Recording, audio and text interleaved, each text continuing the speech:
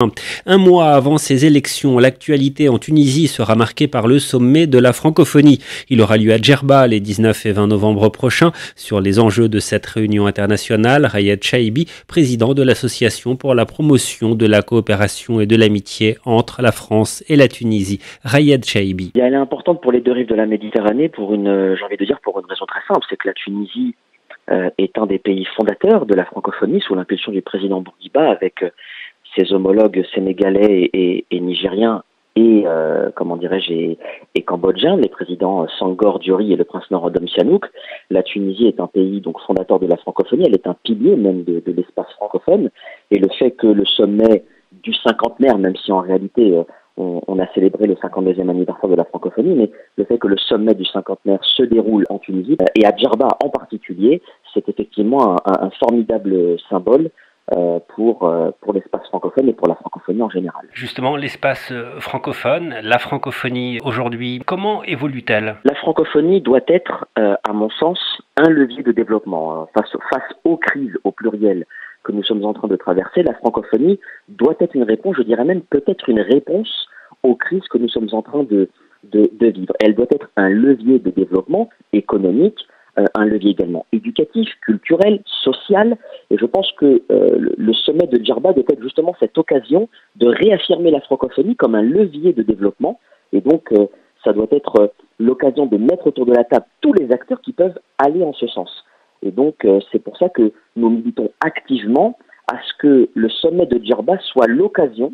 de reconstruire un nouveau modèle de coopération au sein de l'espace francophone, reposant sur 3 piliers: l'ouverture vers la société civile, la synergie des acteurs économiques et un partenariat renforcé avec les collectivités locales. C'est le sens d'ailleurs du plaidoyer que nous souhaitons porter à l'occasion de ce sommet. Comment se porte-t-elle la francophonie aujourd'hui en Tunisie? La francophonie, j'ai envie de dire, elle a tendance,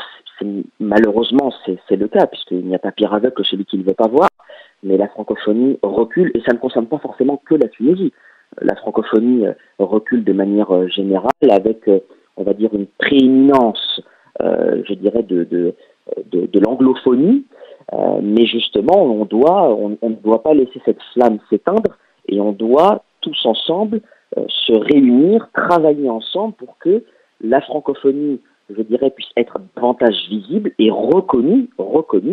comme étant, je dirais, un levier de développement, comme je le disais tout à l'heure, et de dire que la francophonie existe toujours, elle continuera d'exister, et elle a sa place aujourd'hui, je dirais, comme une réponse aux crises que nous vivons. Les enjeux sont également diplomatiques, bien entendu. Oui, bien sûr, enjeux diplomatiques. Le fait que le sommet se tienne à Djerba est une formidable idée qu'a eu le président de la République, Kais Saied, et soutenu d'ailleurs par la secrétaire générale Louise Mushikiwabo,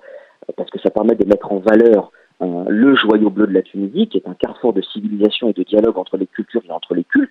Et donc le fait que ça se tienne à Djerba, qui en ce moment concourt à entrer au patrimoine mondial de l'UNESCO, je pense que c'est une formidable idée de mettre en exergue, je dirais, le sud tunisien, l'île de Djerba en particulier, et puis un outil diplomatique au-delà du fait que ça se déroule à Djerba, c'est effectivement l'occasion, je pense, de réaffirmer la nécessaire coopération entre les États et surtout les sociétés civiles des États. Et vraiment, je tiens vraiment à ce que on aille dans ce sens-là. C'est qu'il est absolument nécessaire que nous puissions construire ce que j'appelle un multilatéralisme civil, c'est-à-dire une coopération étroite aux côtés des chefs d'État et de gouvernement, aux côtés de l'OIS, parce qu'il faut aussi soutenir l'action de la secrétaire générale Louise Mushikiwabo, et donc nous devons, je dirais, coopérer davantage avec les acteurs de la société civile, économique, académique, éducative, les élus locaux bien entendu, et donc forcément tout cela doit être dans une même démarche diplomatique. Rayed Chaibi, président de l'Association pour la promotion de la coopération et de l'amitié entre la France et la Tunisie.